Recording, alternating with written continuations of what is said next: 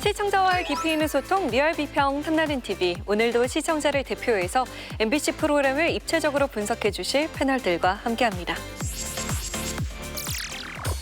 첫 코너는 한 주간 시청자들이 관심을 가졌던 MBC 관련 이슈들을 뽑아서 확인해보는 시청자픽 시간입니다. 관련 키워드 먼저 살펴볼까요? 차별금지법, 바다의 여왕, 이혼, 200회인데요. 먼저 바다의 여왕이라는 키워드부터 확인해 보겠습니다. 정덕현 위원이 준비하셨죠? 네, 5월 16일 방송된 안 싸우면 다행이야 관련 키워드입니다. 이날은 장윤정, 도경환 부부의 무인도 생활기가 전파를 탔는데요. 내손내잡에 자신감을 보였던 도경환 씨는 계속 허탕을 치는 반면 장윤정 씨는 다양한 해산물을 잡으며 바다의 여왕으로 거듭났습니다. 난 너무 기대돼. 자기야 이런 무인도 이런 데는 우리가 가고 싶다고 갈 수 있는 데가 아니야. 아니 혼자 가지 왜 날 데리고 오냐고. 너 없는 삶이 의미가 있니? 오, 저런 멘트를 어디 공부하는 거야, 뭐야? 아, 걱정하지 마. 내가 다 해줄게. 안 되겠어. 내가 다 해줄게. 사실 애들 데리고 주말에 캠핑을 가는데 캠핑 가서는 이제 제가 하죠. 한 번쯤은 잡아서 채취해서 자급자족하는 여행을 한번 해보고 싶었거든요. 아주 몸보신하고 오셨으면 좋겠다. 얼른 먹거리를 해보러 가자. 가십시다. 근데 자기야, 어? 낙지가 뻘에 있는 거 아니야? 아니 그러니까 뻘에 있는데 지금 여기가 물이 빠진 거라 아. 이런데 밑에 못 빠져나간 애들이 보여줘야 됩니다. 돌 밑에 들어가 있을 건데. 그래 하나는 좀 잡아야 될 텐데. 네. 아, 미약해. 계시야? 자, 이거 뭐야 형광색? 어디? 여기. 먼 게 아니야? 불가사리잖아. 그럼 못 먹어. 근데 너무 불가사리가 징그럽게 생겼다. 자기야, 어? 소라가 어. 이렇게 커. 소라! 또 있어? 진짜 큰 소라. 야. 자기 내가 먼저 갈게. 아 낙지가 돌 밑에 있을 건데 여기 없나? 찾았다. 찾았어. 도경아! 어? 낙지! 어디? 내가 자기한테 잡을 기회 줄게. 어디? 살짝 밀치면서. 그냥 잡아. 저 세게 빼면요 다리만 떨어져요. 너무 싸우면 안 돼요. 안 돼. 도와줄게. 그거 도와줘야 돼. 왜냐면 놓치는 것보다 나. 자. 우와! 자. 와, 잘 잡았습니다. 낙지입니다, 여러분. 남편! 신봤다. 우와 크다. 골고루 잘 잡았어. 자, 이제 불 피울게. 불 피워 자기. 불은 잘 핀다고 했어요. 캠핑해가지고. 맞아. 와, 이거 인정. 인정. 공기가 들어가서 파이어식. 파이어. 호롱호롱. 돌리는 거 봐. 아니, 섬에서 저거는 어디 전라도 식당 가야 먹을 수 있는 거예요. 사이즈 봐요.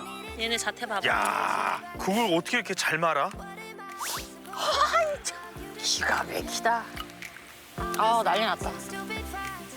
아, 불에다고. 잠깐만, 야, 이거는 가게에서 파는 것처럼 이렇게 더 잘 나왔어. 어우, 양념장. 머리부터 그렇죠. 머리.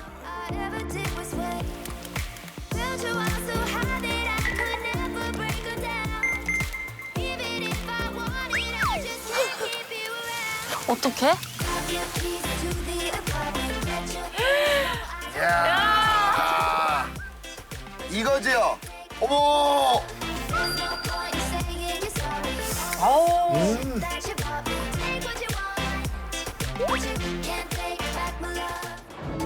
섬에서만 누릴 수 있는 플렉스. 저 코스요리를 어디서 먹냐고.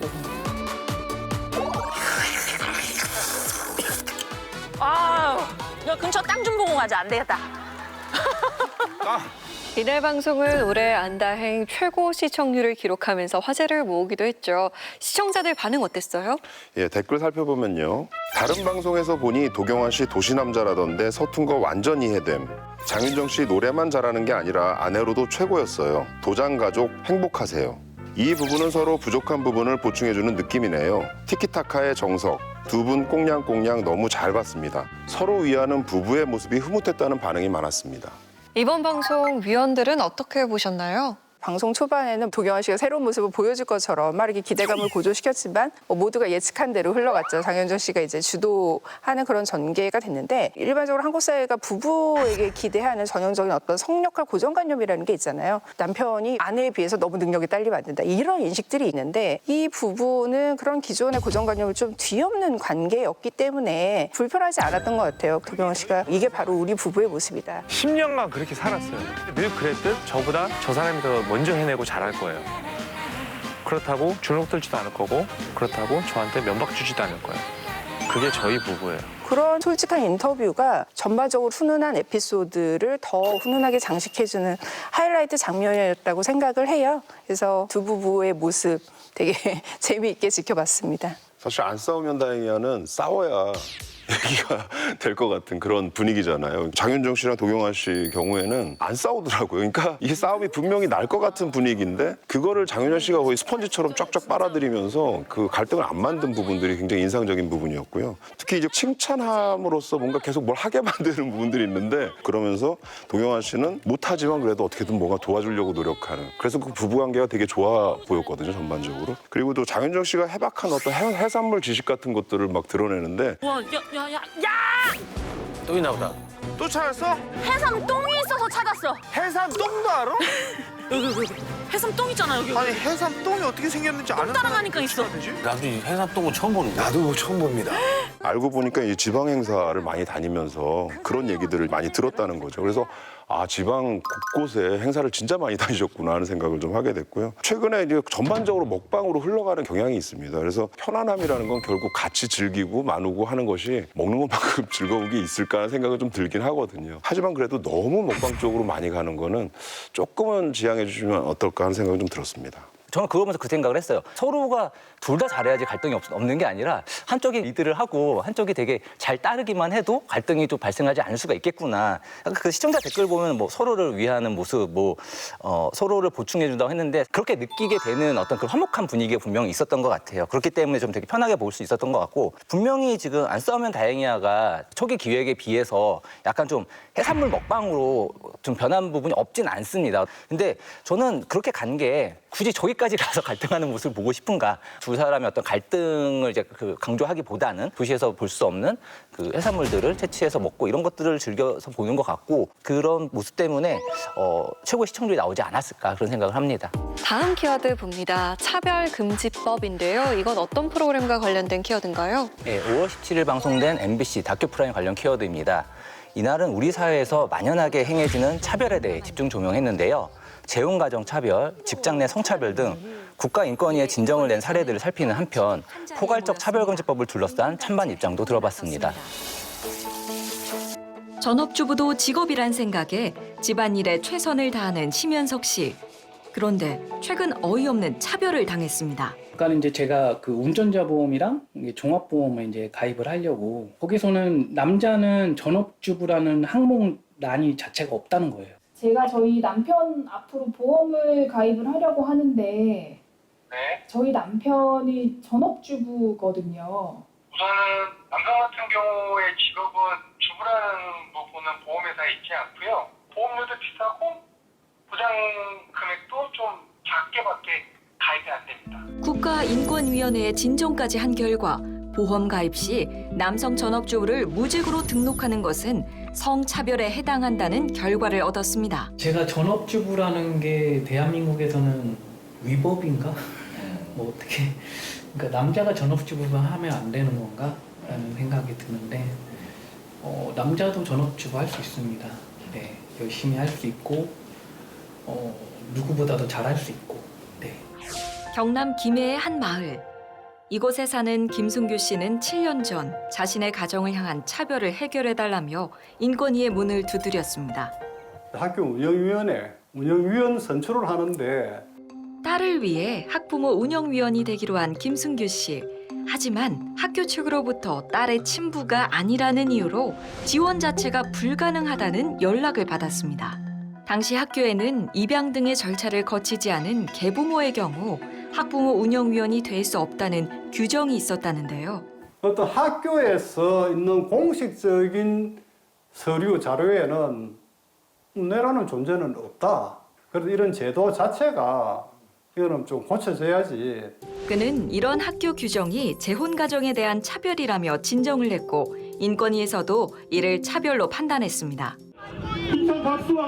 지난 4월 서울 도심에선 차별금지법 제정을 촉구하는 시민들이 한자리에 모였습니다. 내가 내 일을 할 수 있고 사회적으로 나로서 살아갈 수 있는 한 방법이 도색이 되어야 된다고 생각하기 때문에 이 차별금지법을 지지를 합니다. 저희 아이들에게 이런 차별이 있는 세상이 아니라 보다 평등한 세상을 이야기하고 싶어요. 차별금지법 제정을 반대하는 이들 역시 공동단체 행동에 나섰습니다. 취지 자체는 좋은데 그게 지금 현실적으로 이렇게 맞는 건지 너무 이렇게 이상적인 얘기로만 하는 건지 좀 더 심사숙고할 필요는 있다고 생각합니다. 해당 법안에 대한 각계각층의 입장을 들어본 이번 방송, 위원들은 어떻게 보셨습니까? 프로그램의 성격상 일상에 가까운 그런 어조로 사람들의 인식을 좀 이렇게 바꿔나가는데 조금 더 초점을 맞춘 프로그램이라는 생각이 들거든요.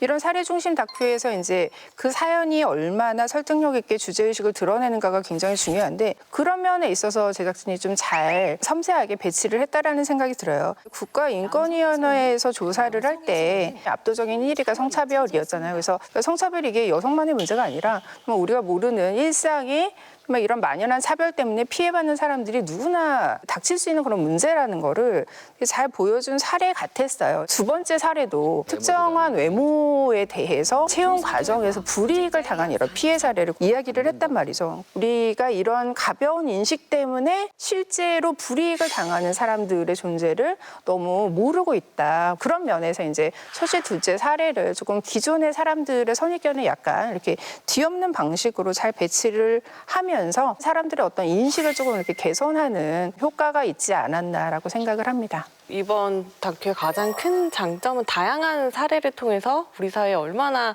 그 차별이 이렇게 산재해 있는지를 잘 보여줬던 것 같아요. 다만 저는 아쉬웠던 거는 원론적인 이야기가 기본적인 소개에 그쳤다라는 느낌이 많이 들더라고요. 방송 말미에 이제 대학생들이 우리 일상 속에 만연해 있는 차별 사례들을 가지고 이것이 차별인지 아닌지를 토론하는 그런 장면이 있었는데 결론이나 올바른 기준을 전혀 제시하지 못하고 이렇게 차별을 판별하는 것이 어렵군요 라고 하고 끝나버렸단 말이죠. 그런 부분에서는 조금 더 깊게 들어가는 것이 필요하지 않았을까 하는 아쉬움이 남았습니다. 마지막 대학생들 찬반 토론은 사실 거기서 뭔가 결론을 내려고 했던 찬반 토론이라기보다는 그 과정을 통해서 아 내가 했던 이 행동이 차별이 될 수 있구나라는 걸 인지할 수 있다는 거 그런 것들을 이 대학생 찬반 토론을 통해서 본인들이 경험해 보니까 되게 어렵더라 이 얘기를 하려고 했던 것 같거든요. 그래서 그런 점에서도 좀 의미 있지 않았나 하는 생각이 들었습니다. 이걸 통해서 우리가 어느 부분까지 차별로 볼 것인가에 대한 기준을 이제 여기부터 시작해서 마련해 나가는 거 이런 측면에서 이 프로그램이 좋은 시도를 하지 않았나 하는 생각이 들었습니다. 다음 키워드입니다. 200회인데요. 이번 키워드 이지혜 위원이 준비하셨죠? 네, 지난 21일 방송된 전지적 참견 시점 관련 키워드입니다. 이날은 홍현희 씨의 집에 초대된 멤버들과 매니저들의 하루가 펼쳐졌는데요. 집들이에 가기 전에 선물을 고르고 음식을 만드는가 하면 200회를 맞아 그간의 추억을 회상하며 훈훈함을 선사했습니다.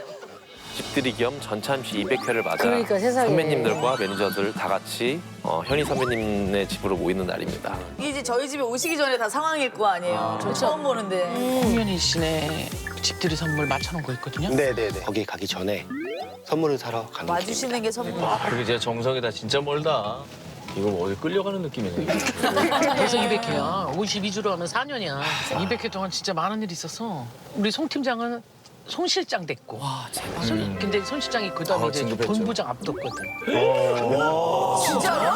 본부장. 처음에 전참시 성호 씨 나왔을 때 오래 못 할 줄 알았어. 불안해하고 이런 게 느껴져가지고. 맞아, 맞아. 감사합니다. 맛있게 잘 마시겠습니다. 오늘도 화이팅. 관심 있어요? 나한테? 전참시로 병제도 상 받고. 누나도 받고. 나도 뭐. 전유적 참시 시점! 그때 저녁으로 발표하고. 송성호 팀장님은 나의 최고의 매니저입니다. 너무 감사합니다. 고맙습니다. 예. 아 그때 감동이었지. 손 실장 울고. 어쩌습니까? 뭐야? 나 니네 집 처음 와봐. 아, 그치? 안녕. 맞아, 우리가 잘하는 거 하나씩 해보기로 했었잖아, 원래. 그래서 유병재 씨랑 매니저님이 준비한 메뉴는 뭐예요? 우엉 김밥과 제주 뿔소라 초무침입니다. 주고 밑작업이 제일 힘들죠. 맞아. 끓는 물에 10분. 아우, 맛있겠다. 저 무말랭이. 이런 색깔 나와야 돼. 알지? 세영이 형은 압력밥솥에 너 한 진짜 난리 갈비찜을 났었어. 준비했습니다. 저기서 요리 너무 잘하니까. 야, 이렇게 했다고? 왜냐면은 현이 누나가 먹어야 되니까 최대한 천연으로 재료 넣어. 됐다, 야. 이대로도 맛있겠다. 뽀뽀뽀뽀. 와. 저기 나는 입을 맞췄어. 입을 맞춘 미리 거. 맞춰놓으셨구나. 예, 입을 맞춘 거 보니까. 누나. 나 그릇 살까? 현이? 그래 이쁘잖아. 사장님 이렇게 할게요. 세트로 하나, 둘, 셋. 6개 해, 6개. 하나에 10만 원이야. 턱걸이? 우와. 따로 세트로 하면은 가격이 내려가니까. 예. 가만 있어봐. 아니 하나에 10만 원이면. 이날 특집 본 시청자들 반응 궁금합니다. 네, 댓글 준비했습니다. 최애 예능 전참시 벌써 200회라니 세월 참 빨라요. 너무 축하드립니다. 전참시 이번 편 보니 이제는 정말 다들 가족이라는 말이 어울리네요. 전현무, 이영잡 친해진 게 확 티나네. 멤버들 다 끈끈한 듯. 300회도 기대됨. 전참시 200회를 축하하는 댓글들이 많았습니다. 이날 전참시는 동시간대 시청률 1위를 기록하면서 200회 특집의 의미를 더하기도 했습니다. 의원들은 어떻게 보셨어요? 그러니까 200회 특집이라고 해서 특별한 어떤 포맷을 따로 마련하기보다는 기존에 있는 포맷에 굉장히 자연스럽게 이런 200회 특집의 의미를 잘 버무렸던 방송이었던 것 같아요. 이제 홍현희 씨 부부의 집들이 선물을 준비하는 형식을 빌려서 자연스럽게 모든 고정 출연자들이 다 참여하면서 대화를 나누고 그 대화 과정에서 자연스럽게 어떤 전참시의 지난 역사들이 드러났던 그 구도가 이제 전참시만의 성격을 자연스럽게 나타내주는 방송이어서 굉장히 좋았고 전참시의 어떤 최전성기라고 할 만한 그 장면들이 인상적이었는데 이영자 씨가 2018 MBC 방송연예대상 대상을 수상을 할 때 그때 이제 송 실장도 같이 이제 눈물을 흘리는 그런 장면들이 되게 인상적이었는데 어떤 연예계의 일이라는 것이 연예인과 매니저의 협업으로 이루어지는 그런 일이고 이제 전참시가 그것을 굉장히 잘 보여주는 프로그램이었지라는 생각을 다시 한번 이렇게 확인시켜줬다라는 점에서 저는 좀 의미 있는 그런 특집 편이 아니었나 생각을 했습니다. 200회 특집을 구성하는 데 있어서 좀 굉장히 자연스럽게 접근하지 않았나 하는 생각을 좀 많이 하게 됐고요. 매니저의 역할이 굉장히 중요하다는 거를 이 관계를 통해서 굉장히 잘 보여준 것 같더라고요. 특히 이제 유병재 씨랑 유기선 매니저의 이야기는 이 프로그램의 컨셉하고도 잘 맞아떨어진 것 같더라고요. 초기에 유병재 씨가 사실은 굉장히 낯을 심하게 가려서 거의 숨어서 다니는 모습을 되게 많이 보였는데 나 되게 많이 그랬는데 너 요즘 좀 없어진 것 같아. 난 그때 비하면 많이 낮았지 지금. 굉장히 많이 변화했는데 그 변화의 이유가 그 유기선 매니저가 계속 다니면서 뭔가 리액션 해주고 하는 모습. 사람들이 많이 좋아해 주시는구나, 병재를 많이 귀여워해 주시는구나 해서 너무 고맙고 진짜 너무 고마워요. 매니저의 역할이 굉장히 잘 보여준 것 같더라고요. 그래서 이게 프로그램의 또 정체성이기 때문에 200회 특집에도 잘 어울렸다라는 생각이 들었습니다. 전지적 참견 시점이 가지고 있는 뭔가 그 매니저를 중심으로 해서 연예인들 무대 뒤 모습을 보여준다고 하는 것과 이 홍현희 씨 그 집들이가 딱 맞아떨어지는 컨셉은 아닐 수 있습니다만 저는 이제 홍현희 씨가 본인이 뭐 임신 사실이나 이런 것도 이제 전지적 참견 시점을 통해서 이야기했었고 이제 또 이번에 봤을 때도 뭔가 좀 출산을 좀 준비 중인 어떤 그런 모습들 같은 게 나왔잖아요. 그러니까 그런 걸 보면서 아, 이 프로그램 안에서 이만큼 시간이 지났구나라는 거를 이제 인식하게 해주면서 200회라고 하는 그러니까 시간의 누적이라는 거를 보여주기에는 더할 나위 없었다 생각을 하는데. 이제 저는 이제 200회 이후라는 걸 이제 좀 고민할 때는 됐다고 생각을 합니다. 고정 멤버들끼리 어떤 돈독함이 강해진다는 거는 어떤 면에서도 소위 이제 고인물이라고 하는 그런 이제 좀 정체 상태가 생길 수가 있다고 생각하거든요. 사실 비슷한 거를 이제 나 혼자 산다가 정확히 겪었었죠. 이제 전지적 참견 시점도 이제 그거를 이제 고민할 때는 되지 않았을까라는 생각을 했습니다. 다음 키워드 보겠습니다. 이혼인데요. 이건 어떤 프로그램과 연관된 키워드인가요? 네. 5월 16일 첫 방송된 오은영 리포트 결혼지옥 관련 키워드입니다. 해당 프로그램은 이혼 위기에 놓인 부부의 이야기를 다루는데요. 첫 의뢰인으로 안무가 배윤정 씨와 그의 남편이 출연해서 산후 우울증과 서툰 대화로 겪는 고민과 갈등을 털어냈습니다. 대한민국의 많은 가정 그리고 또 갈등이 있는 부부들에게 조금이라도 도움이 될 수 있게 한 방울의 도움이 될 수 있게 진심을 다해서 네. 자, 이번 첫 회는 아주 스페셜한 부부를 모셨어요. 일명 로또 부부입니다. 배윤정입니다. 반갑습니다. 배윤정의 남편 서경환입니다. 근데 두 분이 왜 로또 부부인지 너무 궁금해요. 로또가 참 안 맞잖아요. 저희는 너무 안 맞는 것 같아서 로또 부부라고. 사소한 것 하나하나 표현을 되게 많이 해주고 와이프한테도 되게 잘하겠다라는 생각을 이제 처음 하게 됐죠.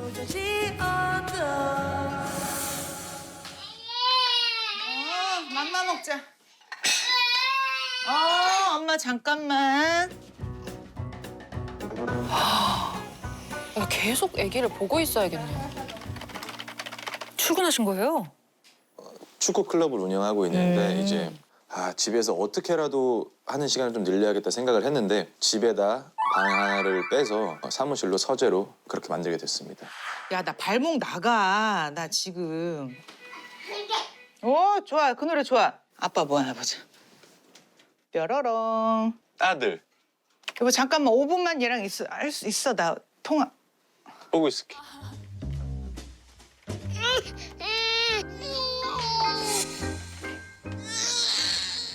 퇴원을 하고 퇴소를 하고 집에 왔잖아요. 근데 이게 아기가 짐으로 보이고 얘가 이렇게 태어남으로써 내 인생이 완전 꼬인 것 같고 또 상우울증인 것 같아.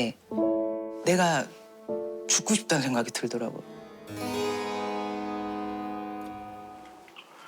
대화가 잘 안 통한다고 생각하는 부분이 우울해 좀 대화하면.